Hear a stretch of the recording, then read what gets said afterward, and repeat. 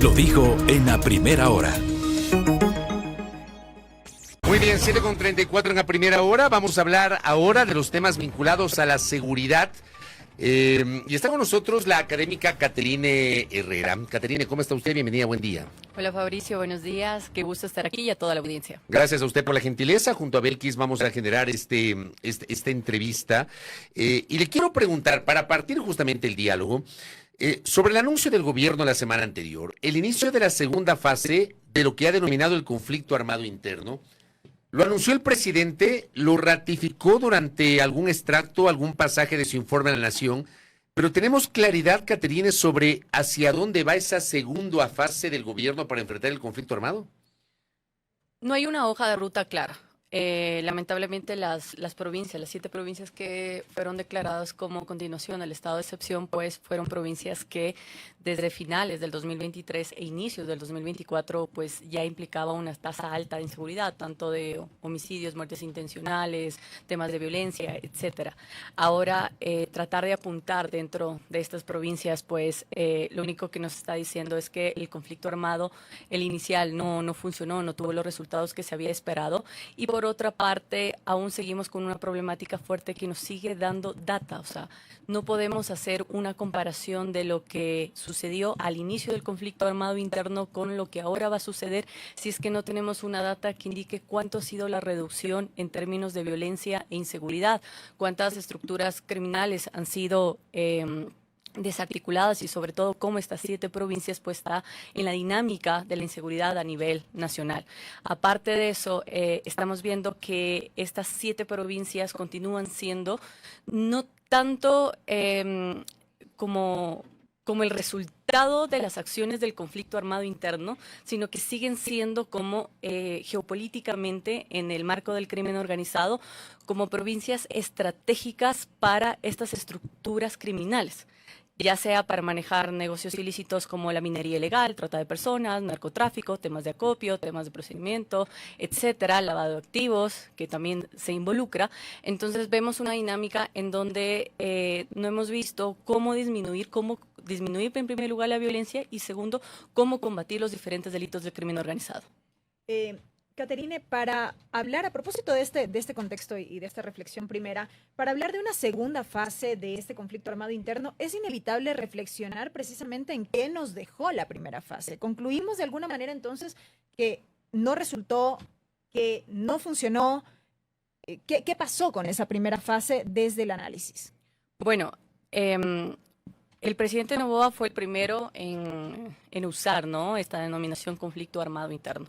Estábamos en una situación en donde no se podía negociar con estas personas que estaban alterando la paz del Estado ecuatoriano. Sin embargo, tuvimos resultados los 2 primeros, podemos ir del mes y medio a los 2 meses, en donde sí hubo una reducción de muertes violentas, hubo una pseudo calma. Sin embargo, ya al tercer mes y al finalizar este conflicto armado interno, comenzaron nuevamente las disputas por estas estructuras criminales para nuevamente recuperar el territorio, nuevamente tener otras economías donde ellos puedan actuar. O sea, lo que podríamos pensar es que lo que ocurrió en la primera fase, es decir, en los primeros 2 meses que usted cita, es que hubo mayor presencia militar en zonas consideradas calientes y un repliegue de esos grupos de delincuencia organizada que luego volvieron a emerger. ¿Qué es lo que sucedió, Fabricio? Las personas, los operadores o los mandos medios no se encontraban en estos lugares que se consideran altamente peligrosos. O sea, fueron a pasar en otros lugares, incluso en presidencias o fuera del país, etcétera, pero quienes se quedaron fueron aquellos que no tenían otra alternativa o que fueron justamente encargados por parte del mando medio de estos GDO. Entonces, hubo una securitización de estos sectores, pero nos olvidamos un factor mucho más importante, que fue una vez que ya exista la intervención por parte de la fuerza pública, no recuperación por parte de Policía Nacional, Fuerzas Armadas, que exista nuevamente la recuperación de la gente en el Estado a través de la intervención de una política integral, la presencia de gobiernos locales, presencia de gobiernos provinciales, gobierno central con sus diferentes carteras de Estado, que eso es lo único que asegura que nuevamente podamos conseguir espacios más seguros, con menos violencia, etcétera. Y esa fue la falla. Entonces, tuvimos una pseudo... No no ha existido, por lo cual tuvimos durante el conflicto armado interno una pseudo calma o una pseudo paz, y ahora que una vez que se culmina, pues nuevamente tiene que venir este repliegue de los GDO, y obviamente va a ser mucho más violenta, obviamente va a ser mucho más sangrienta. ¿Por qué? Porque primero tienen que recuperar el territorio en donde se generaba esta economía ilícita. Segundo, tienen que ver otros mecanismos para nuevamente financiar la parte logística de estos GDO. Entonces, en esta forma nosotros encontramos el tema de vacunas, extorsiones, secuestros, que vemos que se ha incrementado terriblemente en estos últimos 3 meses. Y por otra parte, necesitamos el tema de reclutamiento, es decir, de nuevos militantes que durante este conflicto armado pues estuvieron en la cárcel, están en la cárcel algunos sin ni siquiera con un proceso judicial, y que se debe apoderar de estos puntos. Entonces, hablar de cuáles fueron los resultados del conflicto armado interno. O sea, en primer lugar, no tenemos resultados oficiales porque no ingresamos con una planificación exacta que debía dar el gobierno, por ejemplo, a la siguiente semana, cuál era el indicador, qué es lo que proponemos, cuál va a ser el delito que vamos a cometer. En segundo lugar, estamos ahorita manejándonos con cifras negras tanto en delincuencia común como del crimen organizado. O sea, no podemos hacer una comparación que nos diga, ok, bajamos en el 5% que estaba indicado dentro del plan de planificación pues, de la presidencia, o bajamos a un 10%, no tenemos. Y hay un aparataje que siento que hasta ahora no entienden cuál es el centro de la gravedad, por lo cual no pueden aterrizar políticas públicas, primero, que reduzcan el tema de violencia, y segundo, que combatan el crimen organizado, que son 2 ejes de seguridad importantes, pero que tienen una dinámica totalmente distinta. Hasta el momento, lo que conocemos por parte del gobierno respecto del inicio de esta segunda fase es que se busca actuar con determinación. Más allá de eso, no tenemos detalles ni siquiera de un plan concreto de seguridad como tal, de forma integral para el país. En este sentido, ¿cómo arranca esta segunda fase? Primero, insisto, no tenemos una data segura. Lo único que tenemos es que entre las 7 provincias, pues lo que mencionaron llega casi al 80%, pero no tenemos el 80% de muertes intencionales, pero no tenemos la data a nivel nacional para hacer un contraste e indicar específicamente qué pasa en estas provincias. Segundo, no logramos, siento que no se logra identificar qué es lo que está pasando en estas provincias, y sobre todo hay algo relevante, es que estos grupos de delincuencia organizada conocen cuál es la geopolítica positiva que tienen estas provincias, en lugar que el Estado lo conozca y tenga muy presente. Por ejemplo, en Guayas, en Los Ríos, son provincias que tienen un acercamiento tan exacto con los puertos, con las fronteras, que tiene conexión con otros cantones que sirven de acopio, traslado. Por ejemplo, en las provincias del oriente ecuatoriano, pues estamos viendo un tema muy importante, porque ahora es la nueva ruta de la Amazonía, del narcotráfico, y esos beneficios que le están dando a estas estructuras criminales, pues el Estado no lo tiene claro, y claro, no permite tener una política pública en temas de inteligencia que le permita dar una alerta. Seguimos con ese problema de que no hay una inteligencia estratégica que le dé alarmas al Estado ecuatoriano para tomar decisiones. Segundo, un tema de investigación en donde es mucho más beneficioso pues ir contra las cabezas de estos grupos de delincuencia organizada que con los operadores, porque vamos a tener más un hacinamiento dentro del sistema penitenciario que valga traer acá. El sistema penitenciario seguimos teniendo con ese problema porque no ha sido oxigenado, no estamos viendo una reestructuración.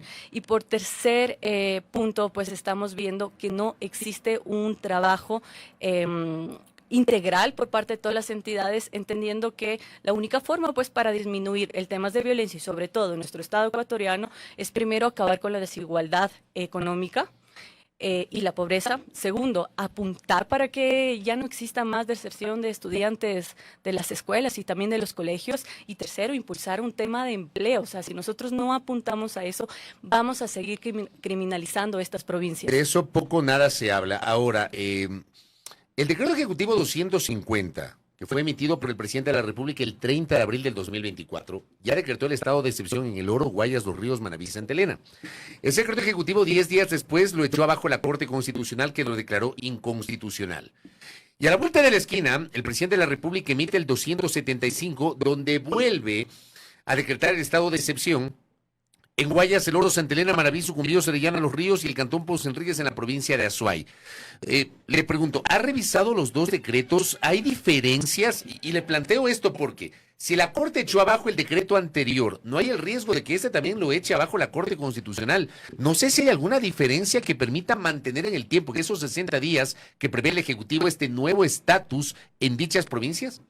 Lo que sucede es que en estas 7 provincias sí estamos viendo una alta tasa de criminalidad. O sea, ahí sí se justifica Sí entonces. se justifica. O sea, hasta ahora no puede el Estado ecuatoriano tomar el control en estas provincias. ¿Ya?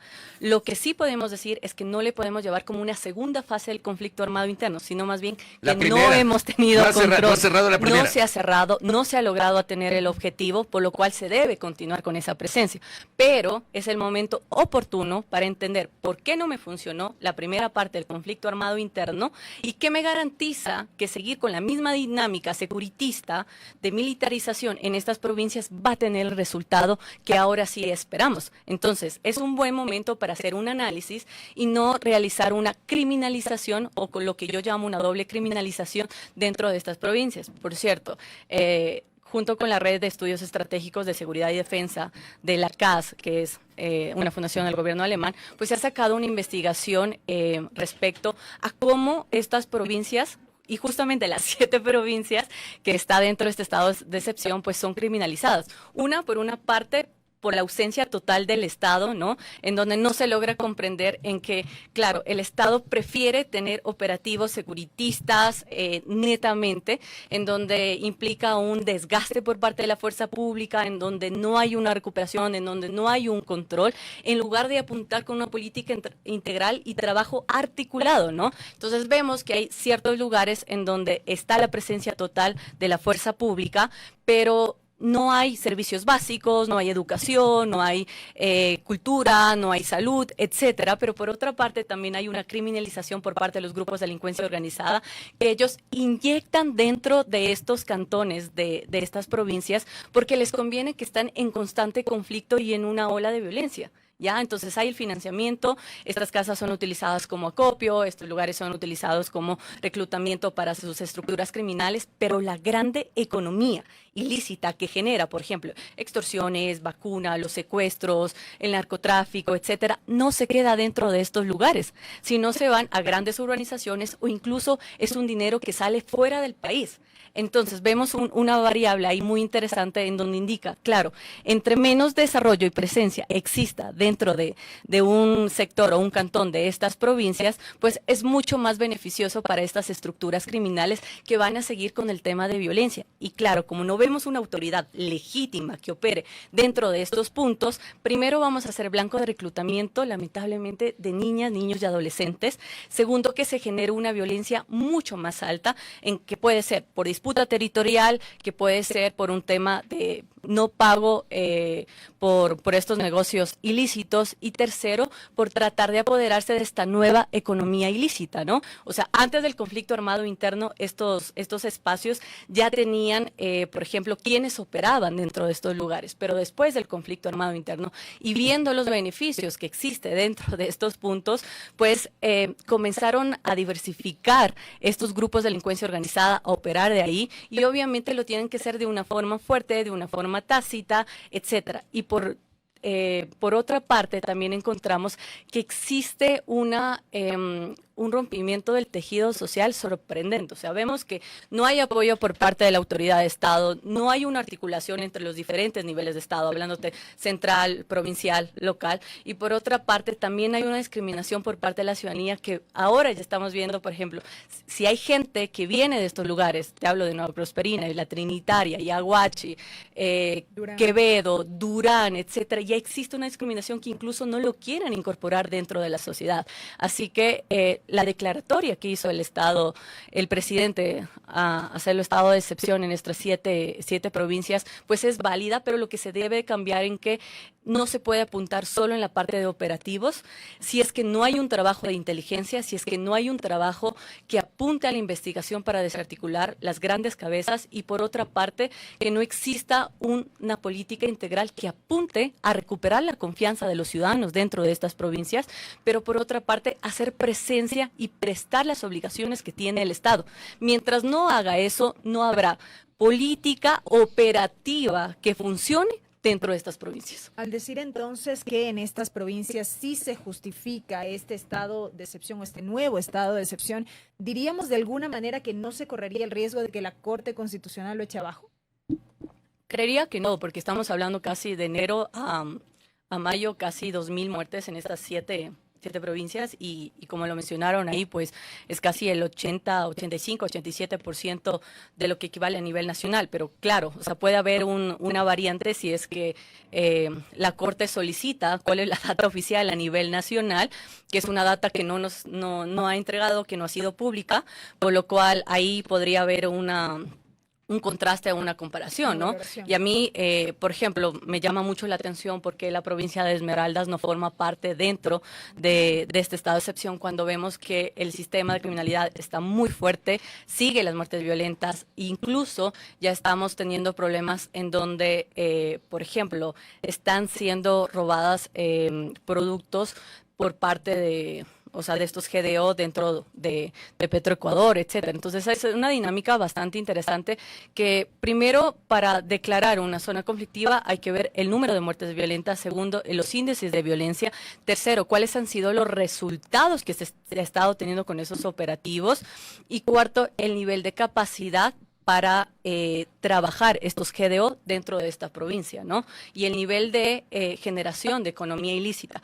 Ahora, dentro de este estado de excepción, claro, seguimos manejando la presencia militar, pero aquí quisiera hacer una reflexión, por ejemplo, nosotros ya en la consulta popular, toda la ciudadanía mencionó, todos los ecuatorianos sí, queremos ya tener seguridad, pero no nos indican cuál va a ser ese rol que va a tener las Fuerzas Armadas, ¿no? Y es muy Hablamos complicado. de la primera pregunta, que era la reforma parcial a la Constitución para la participación complementaria de Fuerzas Armadas en tareas de seguridad. Y toda, ¿no? Porque recordemos que la consulta popular el corazón de la consulta era seguridad, ¿no? claro. Ya era algo tan básico como decían, ¿quieren seguridad? Sí, sí queremos seguridad.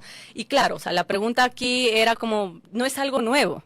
Ya estamos como 5 años, incluso más de 6 años. Pero en 2010, recordamos... 2018 se desata, 2018 me parece que ya se empieza a sentir con el bombazo del cuartel de policía en San Lorenzo, el secuestro de los colegas del comercio y su posterior asesinato, pero en 2019 esto se desató en las cárceles y luego salió a las calles. Fabricio, pero hablamos en temas de conmoción, en temas coyunturales, ¿no es cierto? Pero ya una dinámica académica, nosotros ya vamos desde el 2011, donde nos cuestionamos cuál va a ser el rol de las Fuerzas Armadas en la seguridad interna de los países.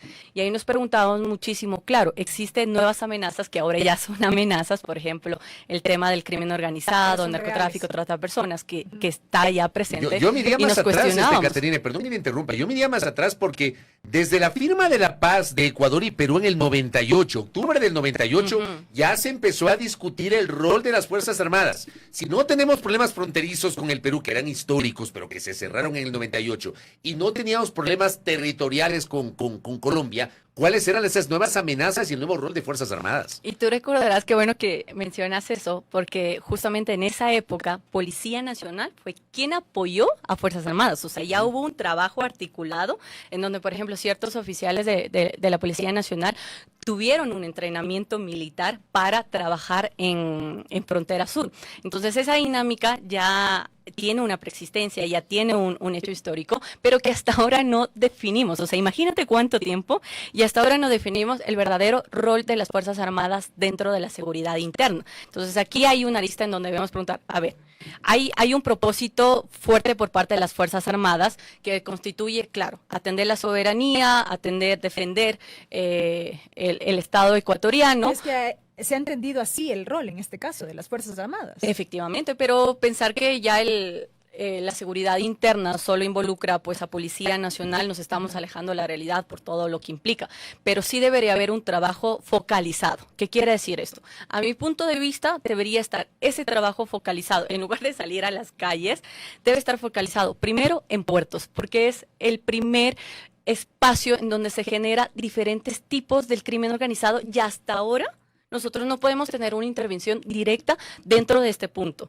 ya sea porque es estatal, pero también privado. Entonces, llegar a esa articulación es bastante fuerte. Segundo, en temas de fronteras, si nosotros cuidáramos al 100% las fronteras del Estado ecuatoriano, aérea, marítima y terrestre, no estaríamos con este tema de coordinación o articulación entre los GDO y cárteles internacionales, como está pasando ahora.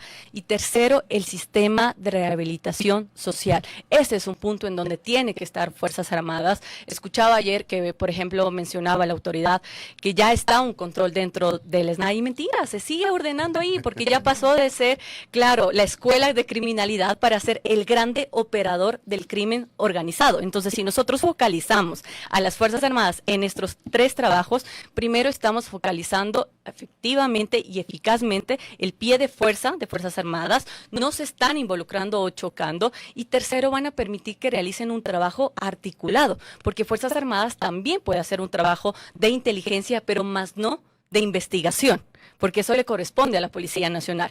Estas acciones que menciono, que fueran focalizadas dentro de las 7 provincias, vamos primero a reducir los índices de violencia. ¿Por qué? Porque eso le corresponde a Policía Nacional, pero también le corresponde a otras entidades de Estado. El hecho de garantizar los derechos de la persona ya significa un puntazo para reducir los índices de violencia en una provincia. Por otra parte, si nosotros articulamos con las Fuerzas Armadas y Policía Nacional el combate al crimen organizado, pues va a ser mucho más beneficioso que apuntar a un solo delito como lo estamos canalizando. O sea, antes era solo narcotráfico y en buena hora, ahora ya estamos diversificando este discurso y ya se habla de trata de personas, tráfico de armas, tráfico ilícito de migrantes, minería ilegal, pero se desconoce realmente cómo se debe operar y cómo se debe atacar en estos puntos. Si nos concentramos en lo que tiene que ver con puertos y fronteras, que eran estas 2 primeras aristas a las que hacía referencia, ¿no se supone que debido justamente a la presencia militar en estos puntos se debería hacer un trabajo más efectivo? ¿Por qué no se termina de lograr? ¿Cuál es el ámbito de acción en estos espacios? En primer lugar, planificación. En segundo lugar, voluntad política. Y tercero, en donde ya la dinámica del crimen organizado ya ha evolucionado terriblemente. O sea, ahora nos encontramos, quisiera que me entiendan esta parte. Antes del 2015, nosotros nos encontrábamos con una dinámica presente de delincuencia común, que te hablo de robos, asaltos, temas de vacunas, que también estaba, etcétera. Pero dentro de la dinámica del crimen organizado, nosotros hacíamos un rol como secundario, ¿ya? O quizás directo, pero no era tan marcado como lo tenemos el día de hoy. Ahora nosotros estamos teniendo unas estructuras criminales que se enfocan 100% al crimen organizado. ¿Qué quiero decir esto? El Estado ecuatoriano ha dado una baja en delitos comunes, ¿ya? Robo de la propiedad, robo personal, asaltos, y tenemos un incremento enorme en crimen organizado. Y esto quiere decir que no siempre vamos a tener una data, o sea, no siempre la ciudadanía te va a denunciar por temas de crimen organizado cuando también o desconocen o tienen miedo a las represalias, etcétera. Entonces, esa cifra que está en el aire, que por eso mencionaba que tenemos una cifra negra, es lo que ha hecho que no tengamos políticas públicas reales dentro del sector. Tenemos una fuerza de tarea conjunta, hablándote específicamente del norte del país, en donde con tan solo el trabajo que Fuerzas Armadas hicieran en este sector, pudiéramos primero controlar el tema de contrabando, segundo, el tema de tráfico ilícito de migrantes, la desarticulización del apoyo y entrenamiento que existe por parte de los exdisidentes de la FARC con los grupos de delincuencia organizada, que es algo muy fuerte, y atendiéramos a necesidades reales y básicas que aún siguen presentes. Por ejemplo, en la provincia de Esmeraldas estamos viendo que aún el Estado ecuatoriano no tiene el control de esa provincia. Si alguien me dice, no, antes de los 7 años nosotros ya teníamos el control, no pasaba esto, nunca se llegó a tener el control dentro de esta provincia, pero se manejaba un tema como algo estático, por así mencionarlo. Ahora estamos viendo que no hay esa articulación, por lo cual Fuerzas Armadas tienden a apuntar, por ejemplo, patrullaje marítimo, Policía Nacional quiere hacer patrullaje en selva, etcétera, y no hay esa dinámica que permita, primero, identificar cuáles son los procesos que está pasando dentro de la provincia, de Esmeraldas, o Carchi o Sucumbíos. Segundo, ¿cuál es la dinámica que va a interactuar? Por ejemplo, en Carchi es una provincia que tranquilamente podría manejar Policía Nacional a través de su fuerza élite, pero en cantones como Chical sí involucra la presencia de Fuerzas Armadas. En Esmeraldas es una provincia en donde tiene que hacer la actuación operativa específicamente de Fuerzas Armadas, y al igual pasa en Sucumbíos. Entonces, esa falta de planificación, esa falta de sentarse, de ver, cuál es el centro de la gravedad en cada una de las provincias, pues ha hecho que no tenga un resultado beneficioso, y por otra parte que exista un desgaste por diferentes personales y unidades tanto de la Policía Nacional y Fuerzas Armadas. O sea, ¿cuántos operativos tenemos? ¿Cuántos estados de excepción ya hemos estado pasando? Y el resultado sigue siendo el mismo, ¿no? Y aparte que no existe un trabajo por parte entre fuerza pública y también de los gobiernos provinciales. Y ahora un tercer punto que quisiera mencionar es que todo el mundo ahora está hablando de seguridad. Todo el mundo quiere hacer acciones por seguridad. Entonces, tenemos la gobernación, tenemos las prefecturas que también quieren hacer acciones de seguridad, tenemos los gobiernos locales, pero lamentablemente ninguna de esas acciones llega al núcleo del problema. Y cuando tenemos varia predisposición, que es buena, pero no focalizada, no con conocimiento, pues lo único que estamos haciendo es generar más un ciclo y dilatar la solución. Caterina, gracias por el tiempo y por los aportes. Muy interesante entrevista. Muchas gracias.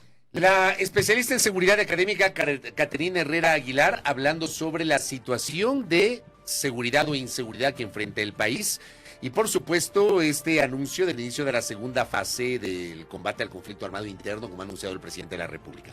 En punto a las 8 en A Primera Hora, volvemos. Primera Plana, todas las noticias, todas las voces.